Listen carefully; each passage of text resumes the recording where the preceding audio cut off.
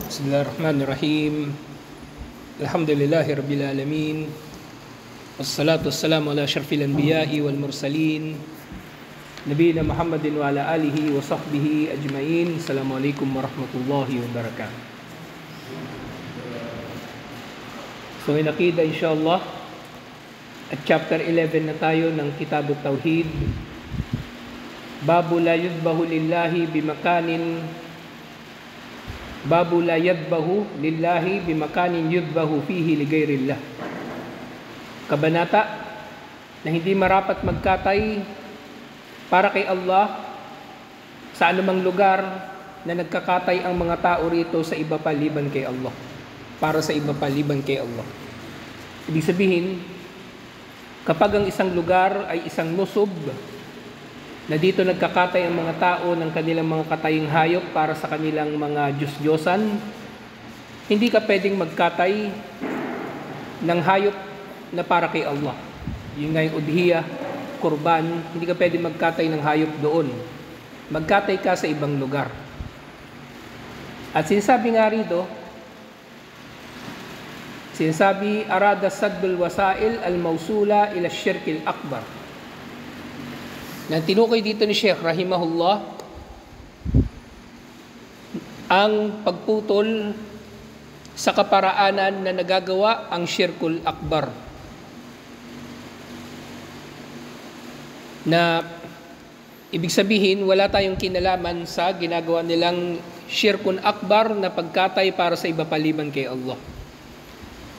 Nang halimbawa nga, merong Muslim na magkakatay sa isang altar na pinagkakatayan ng mga kuffar ng kanilang mga alay na hayop sa kanilang mga Diyos-Diyosan, maaari rin na ito ay syubha o isang bagay na pagdududa o musyabaha, paggaya sa kanila.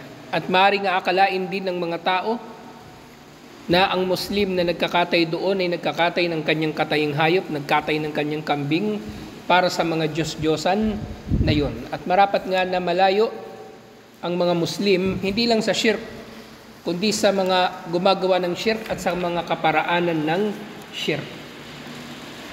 Sinabi nga rito, wa hukmud dhabhi lillahi bimakanin yudbahu fihi ligayrillahi muharramun.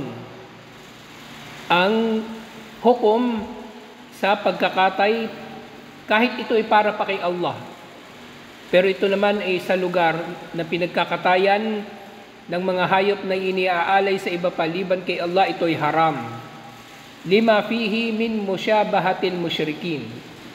Ito ay haram, ipinagbabawal dahil ito ay paggaya o pagiging katulad sa mga nagtatambal kay Allah subhanahu wa ta'ala. Dito sa Pilipinas, maaaring hindi uso itong ganitong paraan ng pagsamba, yung kumbaga literal na magkakatay ang tao ng hayop para sa kanilang Diyos-Diyosan. Hindi katulad sa ibang mga kultura na nagkakatay sila ng hayop para sa kanilang mga Diyos-Diyosan. Kaya dito sa Pilipinas, siguro wala namang altar na tukoy na dito magkakatay ng kanilang kataying hayop. O maaring para sa kanilang kapistahan, kasi yun ay technically pag-aalay din para sa kanilang mga Diyos-Diyosan. Ang mga hayop na kinakatay para sa kapistahan, ang mga hayop na kinakatay para sa Pasko, dito sa Pilipinas, walang kung sa kultura ng mga Pilipino, walang tukoy na altar na dito sila magkakatay o lugar. Pero kung meron man, applicable pa rin ang hukom na ito. So inilalagay lang natin sa konteksto itong sinabi rito na totoo na merong lugar na ganito. Halimbawa sa Kaaba, sa Makkah, bago pa namayani ang Islam doon, nagkakatay ang Quraysh ng kanilang mga kataying hayop malapit doon. So, kung ang Muslim ay magkakatay malapit doon, yun ay hindi rin pahintulutan. O kaya katulad ng natalakay natin, yung tungkol kina Allat, kina Manat at Al-Uzza, yung mga Diyos-Diyosan ng Taif, ng mga taga Yathrib o Madina at ng Quraysh, kung meron silang lugar na doon sila nagkakatay ng hayop, hindi pwedeng magkakatay doon ng hayop ang Muslim. Magkatay siya sa ibang lugar. So merong dalil na binigay dito si Sheikh, at ang dalil na ito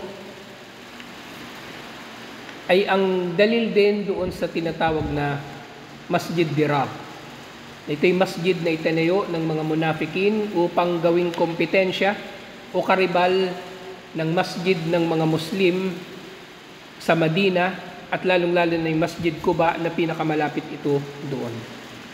Yung mga munafik, nagtayo sila ng masjid para kompetensyahin ang masjid ng mga Muslim. At syempre, doon sila magkakalat ng kanilang mga chismis at kanilang mga pakana at iba't iba pa. So itong aya na ito, natin ulit sa end notes. Ito yung ginawang dalil sa pagbabawal na ang tao ay magkakatay, ng Muslim ay magkakatay sa lugar na pinagkakatayan ng kuffar. So ito ay nandun sa Surah At-Tawbah, verse 108. So sinabi ni Allah subhanahu wa ta'ala tungkol dito, la takum fihi abadan la masjidun ussisa ala taqwa min awwal yawmin ahaqqu an taquma fihi. Ang Masjid Dirar, ang masjid ng mga munafik, ang masjid na itinayo nila upang kompetensyahin ang masjid ng mga Muslim. At dito sila magtipon. Dito sila gumawa ng kanilang mga plano at mga pakana upang siraan, watak-watakin ng mga Muslim. Huwag kang tatayo rito. Ibig sabihin, ipinagbawal ni Allah subhanahu wa ta'ala si Propeta Muhammad sallallahu alaihi wasallam, ipinagbawal ni Allah subhanahu wa ta'ala kay Propeta Muhammad sallallahu alaihi wasallam na magsasala siya doon sa Masjid Dirar. Ipinagbawal sa kanya na pupunta siya doon. La takum fihi abadan, huwag kang magsasala roon kahit kailan. Ang masjid na itinayo sa takwa mula sa unang araw pa lamang nito ay higit na karapat-dapat na magtaguyod ka rito ng sala. So yung dahilan ng pagkakababa ng aya na ito, sinabi nga sa tafsir at nababanggit din dito sa Kitab At-Tauhid, nazalat hadhihi al-aya fi sya'ni ta'ifatin minal munafikin. Ang aya na ito ay ibinaba tungkol sa isang grupo ng mga munafik doon sa Madina. Mga munafik, mga nagpapanggap na Muslim. Banu masjidan li madaratil mu'minin, nagtayo sila ng isang masjid upang pinsalain ang mga Muslim, ang mga mu'minin.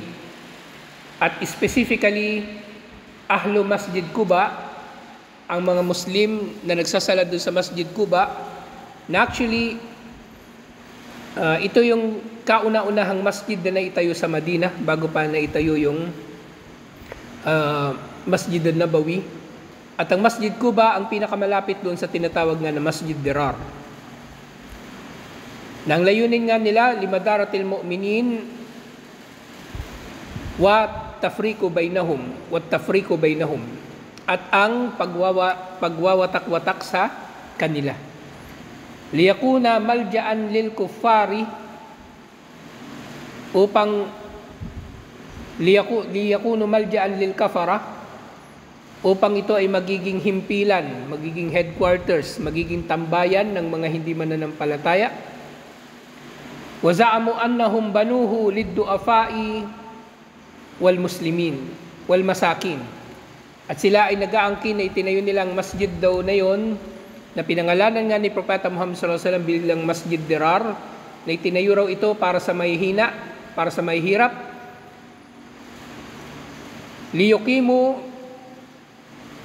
liyukihum minal matari wal barad wal har. So para rin daw masilungan ito ng mga walang masisilungan kapag umuulan o kapag malamig, wal bard wal har, at kapag mainit. Wa sa'alun nabiyya sallallahu alaihi wasallam an yusalli fihi. Inimbitahan ng mga munafik sa Masjid Dirar. Siyempre, kilala sila ni Propeta Muhammad sallallahu alaihi wasallam. Kilala ni Propeta Muhammad sallallahu alaihi wasallam ang mga munafik sa Masjid Dirar. Siyempre, hindi nag-utos si Propeta Muhammad sallallahu alaihi wasallam ng anumang pamiminsala sa mga munafikin. Hinahayaan lang niya sila na pagala-gala sa Madina. Hinahayaan lang niya sila. Kasi, siyempre, sa hikmah ni Allah subhanahu wa ta'ala, siyempre, hikmah na rin ni Propeta Muhammad sallallahu alaihi wasallam na magdudulot kasi ng napakalaking fitna kung didigmain ni Propeta Muhammad sallallahu alaihi wasallam ang munafikin. Okay, halimbawa, papatawan niya yun ng parusang kamatayan dahil munafik. Walang ganon. Kaya nga, yung doktrina ng ISIS at ang mga terorista na pinagbibintangan nilang munafik, ang mga Muslim na hindi nakikiisa sa kanila, kaya naniniwala sila na dapat patayin ng mga ito, yun ay bidaan na inimbento nila. Hindi kailanman nagpataw ng parusang kamatayan si Propeta Muhammad sallallahu alaihi wasallam sa sino mang munafik dahil lang sa pagiging munafik nito. Okay, wala siyang ganong iniutos. So humiling sila, inimbitahan nila si Propeta Muhammad sallallahu alaihi wasallam na magsala rito. Fanazalat hadhihi al-aya fi khabar al-masjid. Kaya bumaba ang aya na ito tungkol sa masjid na ito. At yun nga, naunawaan ito ni Propeta Muhammad sallallahu alaihi wasallam. Syempre dumating din nga yung wahi na ito. Paba'ata ilayhi ar-rasulu sallallahu alaihi wasallam jama'atan fahadamu. Kaya nagpadala si Propeta Muhammad sallallahu alaihi wasallam ng grupo ng mga sahaba doon sa Masjid Dirar at sinunog nila ang Masjid Dirar. Sinunog at winasak nila ang Masjid Dirar bago pa ito makapinsala sa mga mananampalataya. Wa marja ad-damir fi qawlihi la taqum fihi abada. Ang damir dito sa sinasabing la taqum fihi abada, yung fihi dito, yung huwa dito ang tinutukoy dito yung masjid na yun. Ila Masjid Dirar, ang masjid ng pamiminsala. Yun ang ibig sabihin ng Dirar, masjid ng pamiminsala. Yung nga sabi nga ni Allah, la taqum ay la tusalli fihi. Huwag kang magsasala doon. Si Masjid Dirar, pinangalanan nito na Masjid Dirar dahil ito nga yung layunin sa pagkakatayo nito. At actually, yung Dirar, kung bakit ito tinawag na Dirar, ang literal na kahulugan ng Dirar, hindi siya dar, kumbaga. Yung dar, pinsala, Dirar, maaaring maunawaan siya na pamiminsala o maraming pinsala o paggagantihan o paulit-ulit na pamiminsala. Okay? Kaya siya naging Dirar. Tinawag siyang Dirar.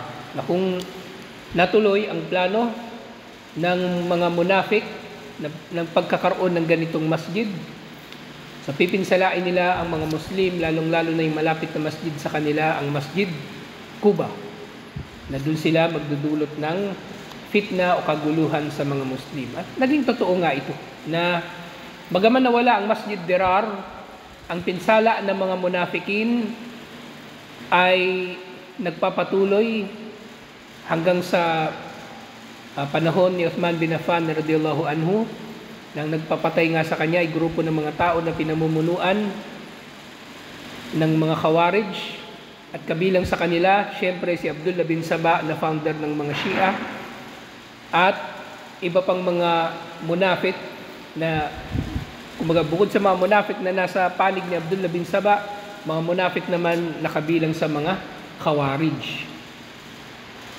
Siyempre, hanggang sa panahon natin ngayon, maaring merong paring mga tao na ang hangad nila ay ang maminsala sa mga Muslim. At ang tanging dahilan kung bakit sila nagpapakilalang Muslim ay para sa pakinabang na pangmundo.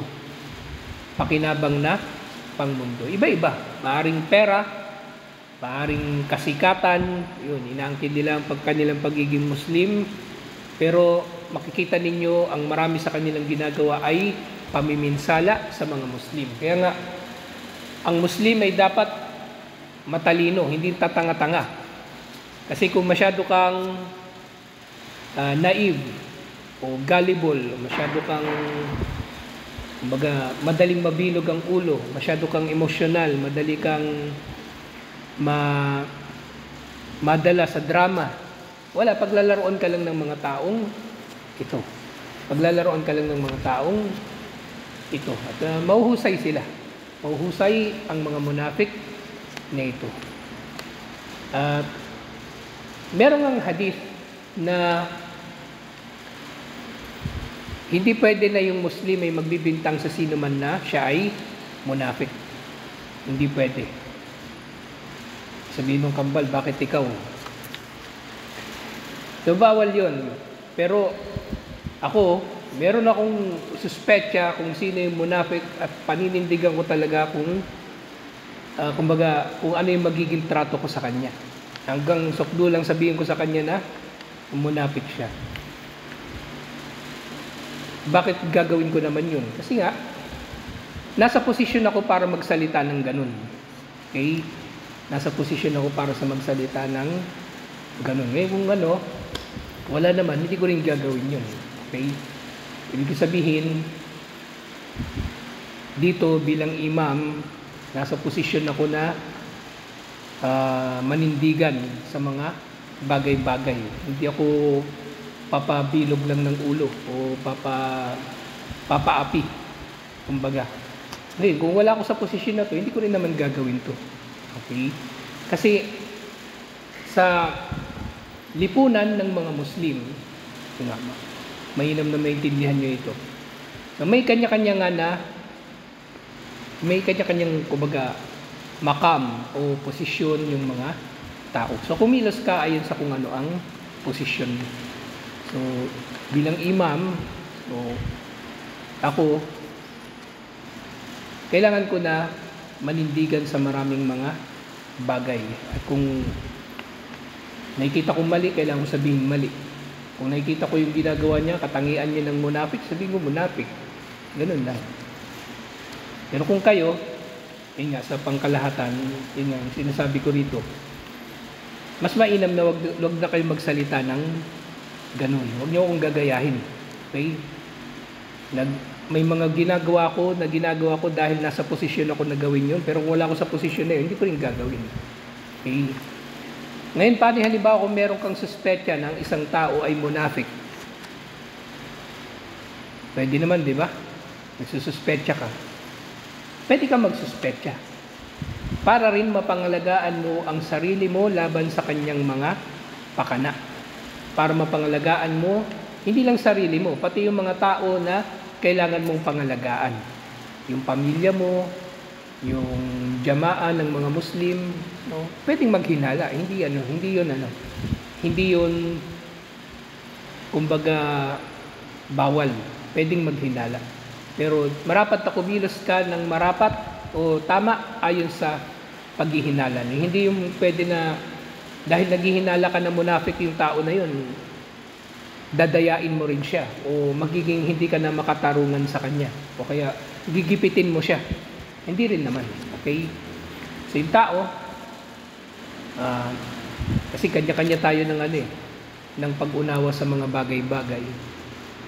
So maaring naghihinala tayo sa isa't isa, lalong-lalo na kung sa munafik, pero ang paghihinala natin kung mayroong munafik dito, lalong-lalo na ay para sa kapakanan ng pamayanan o para maprotektahan natin ang ating mga sarili, hindi para maghusga o maghatol o mag-discriminate, kumbaga.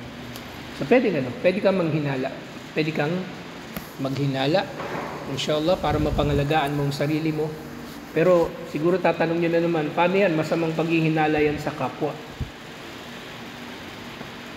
Ang masamang paghihinala sa kapwa, yung su'udban, ito yung paghihinala na dulot ng pagmamalaki, inggit, mga masamang damdamin laban sa Muslim. Lalo na wala namang atraso sa'yo. Pero kung yung tao, paulit-ulit na pinipinsala ka, paulit-ulit na, o hindi ka pinipinsala yung iba. Diba? Tapos kung makaasta, banal. Eh, yung mga ganun, hindi ka naghinala ng walang batayan. Naghinala ka ng may batayan. Okay? So sinasabi ko ito dahil ito ay Muslim community. So maraming at stake, kumbaga, maraming nakataya sa mga desisyon na ginagawa sa community na ito at maraming factors na maaring makasira rito. So dapat matatag ang bawat isa, inshallah, sa kanilang paninindigan sa katotohanan. Sa Masjid Dirar, winasak ito ni Propeta Muhammad sallallahu alaihi wasallam, pinawasak ni Propeta Muhammad sallallahu alaihi wasallam. Na dito, sumunod na binanggit, mal muradu bil masjid alladhi ussisa ala taqwa wa mal muradu bit taqwa huna. So binanggit yung Masjid Dirar na sabi ni Allah, huwag kang magsasala rito. Pero sinabi niya na mas karapat dapat siya magsala doon sa masjid na itinaguyod sa taqwa sa unang araw pa lang nito. So sinasabi dito, al-muradu bihi Masjid Quba. Ang tinutukoy dito unang-unang Masjid Quba na malapit doon sa Masjid Dirar. Wakila Masjidur Rasul sallallahu alaihi wasallam, at ang masjid ni Propeta Muhammad sallallahu alaihi wasallam, ang Masjidun Nabawi. Wal ayatu amatan likulli minhuma.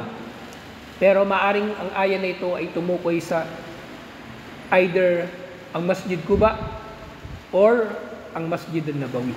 Maaring tama ito sa parehong ito.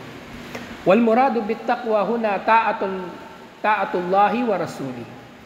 At ang takwa na tinutukoy dito ay ang pagsunod kay Allah at sa kanyang sugo, wa jam'u kalimatil muslimin, at ang pagkakaisa ng mga Muslim.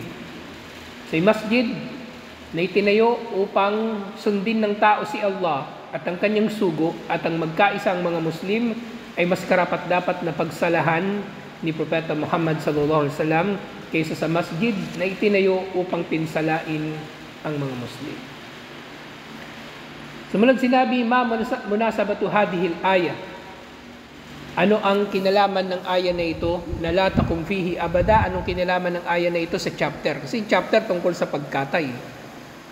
Na huwag ka magkakatay doon sa lugar, huwag ka magkakatay ng kurban o namang para kay Allah doon sa lugar na nagkakatay ang kuffar ng kanilang mga katayin para sa Diyos-Diyosan nila. Sinasabi rito, munasabatul aya lil bab, ang kinalaman ng aya na ito sa chapter, annal mawadi'a al mu'adda lil dhabh li ghayrillahi yajibu ijtinabu dhabhi fiha lillah. Ang mga lugar na muadda, inihanda o sinadya para sa pagkatay para sa ibaliban pa kay Allah ay marapat na layuan o iwasan ang pagkakatay dito. Kama anna hadal masjid lima aadda li ma'siyatillahi sara mahallu gadabin li ajli dalika fala yajuzu salata fihi lillah. So kung paanong yung mga altar na yun na pinagkakatayan para sa mga Diyos-Diyosan ay inihanda para sa mga Diyos-Diyosan at bawal magkatay doon, ganito rin yung masjid na ito na itinatag upang suwayin si Allah, pinsalain ng mga Muslim, na nagiging pook ito, lugar na kinamumuhian ni Allah, na dahil dito ay bawal din magsala dito. So merong analogy na ibinigay si Allah. Merong analogy na ibinigay si Allah. Ang Masjid Dirar na tinukoy sa aya na siyang dalil, ginawang dalil sa pagbabawal sa pagkatay, ang Masjid Dirar ay hindi naman itinayo para kay Allah, bakit ka magsasala doon? Ang katayan na hindi naman itinayo para kay Allah, bagkus ay itinayo para sa mga Diyos-Diyosan, hindi ka pwedeng magkakatay doon. So yun ang analogy sa bagay na ito, kung bakit ang Masjid Dirar ang naging batayan ng mga scholar sa bagay na ito. Alhamdulillah. At sa susunod, tatalakayin natin yung isang hadith na iniulat ni Abu Dawud at may kinalaman pa rin ito sa kabanata na ito, inshallah. So itutuloy natin ito next week. Assalamualaikum warahmatullahi wabarakatuh.